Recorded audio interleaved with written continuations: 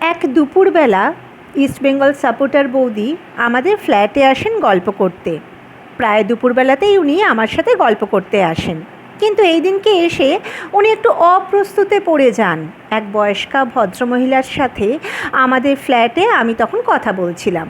বৌদিও ওনার সাথে দু একটা কথা বলেন। তারপর ওই বয়স্কা ভদ্রমহিলাকে আমি একটা খাম দেই, উনি সেটা নিয়ে চলে যান আর বলে যান নেক্সট মান্থে উনি মাসের প্রথম সোমবার দুপুরে আসবেন। উনি চলে যাওয়ার পর বৌদি জিজ্ঞাসা করলেন উনি কে। বলি আমার হাজবেন্ড যাকে ভালোবাসতো উনি তার মা। বৌদি বলেন তার মানে?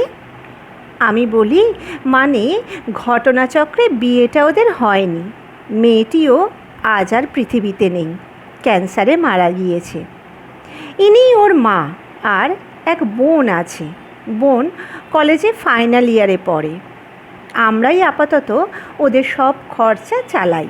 না না, ওনারা নিতে চাননি, কিছুতেই নিতে চাননি, কিন্তু আমাদের জোরাজুরিতে রাজি হয়েছেন।